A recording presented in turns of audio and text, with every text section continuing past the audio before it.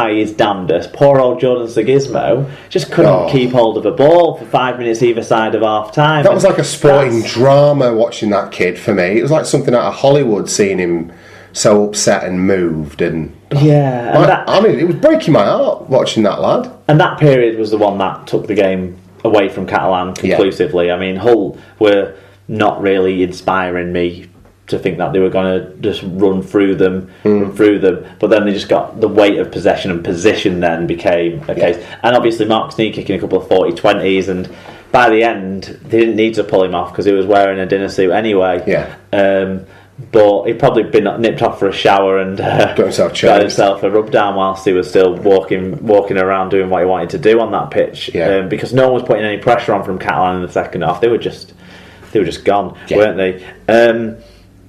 So, I don't know, it just sort of felt like an end-of-season game for a team that feels like it's done, with the bad news had in the week about Carney and Richards and being out for the year and all of that. And, look, it's mathematically I don't have much more to say other than it was an interesting scoreline that it was 22-0 in each half. Yeah, it's still mathematically possible for Catalan to overhaul St Helens, but it's not going to happen based on their current form, their level of injuries and the level of enthusiasm that they're able to now muster. Their season's done for me. It's, the top four's basically sorted now. Yeah, it's going to be good to see some of their young French guys get a bit more game time. And for Hull FC, I suppose it is just another win, checking it off. No injuries before the Challenge Cup final. They rested a couple of blokes, shows how they were, their mindset into this. So to come out with such a big win was obviously great for them. In the circumstances, and no injuries, like I say. A couple of guys out wide, like Fanua and Talanoa, have continued their form that they've had, and just rolling on. Did enough, didn't they? I suppose the players who did have a little bit of an impact maybe were your likes of your Green, your Bowden, and your Hadley, who are all playing for a place in the Cup's final squad. You would say so. But no, credit to them, and the Hull FC train rolls on. What did the stats tell us about this one? Hull had more than twice as many carries as Catalan in this game, 93 more, the biggest margin between sides in a game this year. Catalan's 90 carries was the fewest by a team this year, and despite their 8.4 metres per carry, 1.3 metres per carry better than Hull actually, they still did not go over 1,000 metres, which almost always means a loss. 500 more metres, 19 more offloads, 12 more tackle busts, 4 more clean breaks, even 2 40-20s. Hull were far more of a threat in this game than the Catalan Dragons. And so, individually, who stood out for us? We'll start with man of the match, Marhe Fanua, really there. 2 tries, 1 try assist, 7 tackle busts, 177 metres, 5 successful offloads. Frank Pritchard, he got a try, 104 metres, 3 successful offloads, an impressive stint from him off the bench here. Mark Sneed with a try assist in those 2 try assists and those 2 40-20 kicks as well, and Fatula Talanoa a try assist, 101 metres, 2 clean breaks. Anyone stand out for the Catalan Dragons? Well, it's the man we keep talking about as showing like relentless enthusiasm really at this stage of the season. It's Jason Battieri, who's really showing his teammates the way. 40 tackles from him again this week, so credit where it's due certainly for someone working hard like that. He's, like we've said before, you look at him when he's next to other middle unit players and he seems undersized, but when he runs the ball, when he tackles, you just don't think of him as being undersized. No, absolutely. Okay, fan reviews then. Scoots28 Max, Sarah got in touch and said, after a slow and somewhat lacklustre start, I was relieved that Hull started to find their stride, albeit helped by a woeful Catalan performance. Some great individual performances. Who needs a winger when you've got Frank the Tank? Yeah, absolutely. Paul Ludo Lewis says, can't believe how biased Sky are towards Hull FC. First we have Eddie with his cock in hand screaming Sneed at every chance, but the fact that they've broadcast their Thursday night training sessions for these past 2 weeks is too much. Very good. Tyler Casfan got in touch. Another Thursday night, another stroll for Hull FC. Good in attack and solid in defence. Catalans look disinterested after half an hour, and so was I, he says. And Rich Langley, he goes on to say, I don't know where this is going, he says, Hull warmed up for Wembley with an efficient dismantling of a below par Catalan side. Solid performances, across the park will give FC confidence, especially as plenty of players were rested, even though Houghton was slacking, Shaw has now taken over media duties, Did you watch this? Do you know what this is about? Jamie Shaw's interview after the match, I'm guessing. Yes. Yeah. You know, it's just like every time, you know, he had to speak, it was just, you know, hard to, you know. Was this in the match review bit with... When, you know, he's at the... John Wells? Yeah. Right, okay. Yeah, you can be a bit more critical of that then, because it's not like it's straight after a game. He's had a little bit of time to... I wouldn't criticise him at all. It's funny, bless him. He's a professional sportsman. He's not paid to speak in public every day of the week. Well, talking about that sort of thing, did you listen to BBC Manchester's Rugby League Extra last week? I listened to one Rugby League podcast, Mark. 2. Sometimes 3. But none of them are that. So go on. Anyway. I listen to Super League Pod, This Week in League, and sometimes Sharkcast. Right, okay. Anyway, you're missing out on some good ones, but Rugby League Extra is still not that great. But the guests are great. Michael McAlorum was on this week, and he was saying how he was more nervous about going on the show than about being stood in the Old Trafford tunnel for a grand final, for example. Well, that's it, exactly. And it did show he didn't seem natural, like some other people, some other personalities some are. People that's just not their bag. But yeah, so that's fine, you know. Bless him, and he did well. And actually, it's not like we're naturals at this. No, either, exactly. And he did well, and he made his points, and he got it through. And I was more, to be honest with you, more interested in watching him interact with his bottle of water than anything else, because it was obviously kind of became like a little crutch to him. And in no way criticising him, but he was meticulous. He'd like unscrew the lid, have a little sip, screw the lid back on, unscrew the lid, have a little sip, screw the lid back on, and it was like constant, just in and out of this. So he's obviously nervous, the poor kid. So, you know, fair play lad. But yeah, it was a lot of you know. It reminded me of when like Beckham used to get interviewed early days in his career. So, and again, we weren't paying David Beckham at all. We were paying him to play football. So, congratulations to Jamie Shaw on a solid career, and just keep playing well. Right, on to Friday night then, and Wigan took on St Helens, looking to avenge the defeat that was inflicted upon them at the DW Stadium a few weeks earlier, and they did so with aplomb, 25 points to 0. Now, you'll have been there, Mark, so your perspective might be slightly different from mine.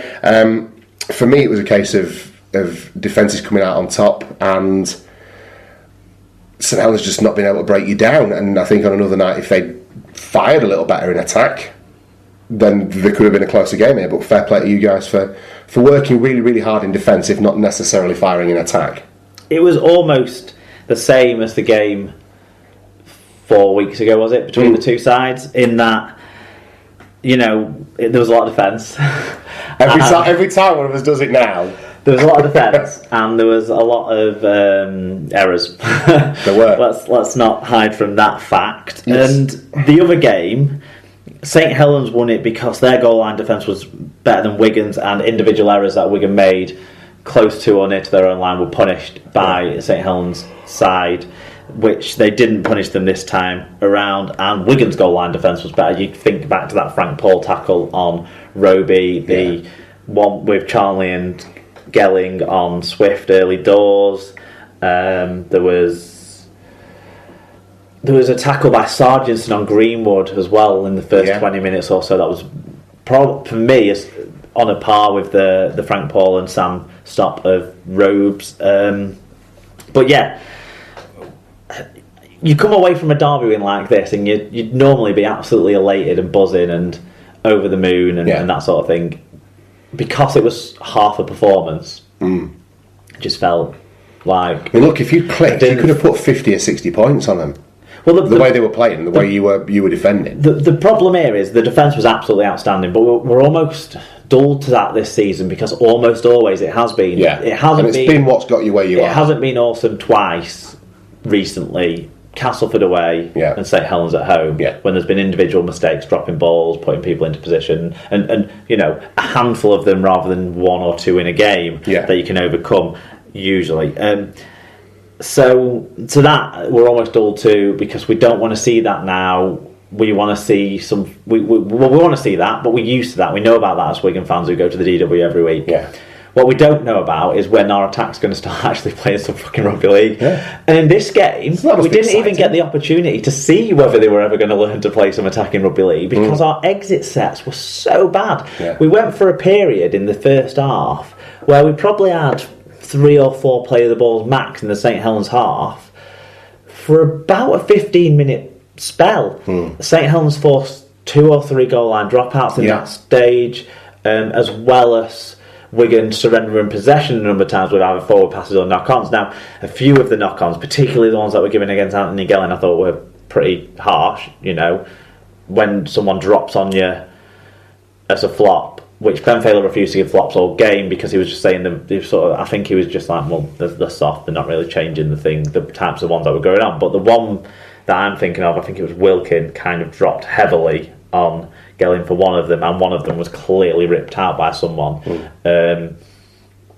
I felt bad for Gelling because elsewhere he was great. He didn't even miss too many tackles, and I felt a couple of his errors were a bit unfortunate. One as well, he threw an offload. I thought he went backwards, and then he was given a knock on for it in the second half. But Wigan's actual attack in the first half, if you think about it, I can only think of probably 4 or 5 actual attacking moments, actual attacks in that first half.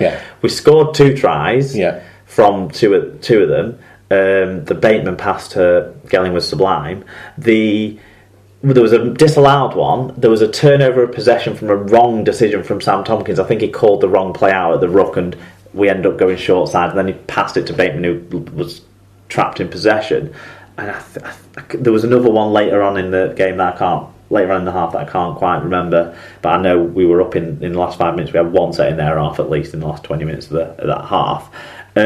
So our attack actually was a little bit better in attacking positions in this game. It's just we didn't get into attacking positions enough because our exit sets were terrible. But St Helens just couldn't capitalise. Wigan's defence forced them into a few errors earlier on in the game, and then as the game went on, it was like they were trying to force something to G themselves up, get themselves into some sort of form that they weren't really in this game. Obviously with Farge coming in for the first time, he didn't look that fit either, and he'd only had one training session, so it's a hard deal for the kid. Walmsley and Amor still did what they've been doing all year, but I think Wigan's pack rotated very well and blunted that force sufficiently, and I just think Wigan were obviously the better side. The defence, that sort of level of defence wins you playoff series. Of course it does. If you back it up with actually getting out your own half a few times with the ball. Well, that's going to be what needs to be the next step for you lot, really, isn't it? Is getting that offensive performance to come around more often than it has been doing, because when it does click for you, you're putting 40, 50 points on people, aren't you? Like I said, I don't think it was offensive sets. I think it was exit sets. It was, this is a game where we need to grind it out a little bit against a tough physical side who are in form with a good forward pack. And we didn't. No, we didn't buy the opportunity to be offensive. Nice to see Snoop Doggy Gelling getting a hat-trick, though. Oh yeah, I love Gelling. That first try was all about what Gelling can do. Phenomenal strength, absolutely. And the second try was, like I say, I think it was a really good team move, and Sam Tompkins described it really well at the touchscreen afterwards, actually, didn't he, when I watched that one back. And the third try was, he came off for him, he read it well, didn't he? He read the play well. Yeah, absolutely. And that was at the point where Saints were forcing things that weren't really on. And having that happen to you as an opposition team just takes the wind straight out of your sails, doesn't it? Just deflates you, and it couldn't have come at a worse time for them. So tell us about the stats then. How did the teams fare? Well, lots of smallish wins on the stats for Wigan. 273 more metres, 1 break more, just over half a metre per carry more, 1% tackle success better. One big win was a 4 tries to 0. One worst stat for Wigan was 20 errors to Saints' 18. So like I say, terrible exit set skills, but Saints could never capitalise really. Good discipline with only 3 penalties conceded by Wigan. Saints conceded 6. That was a helping factor. Normally in these games, everyone sort of thinks Sean Wayne will have got them too hyped up, but actually Wigan kept their arms down very well in contact.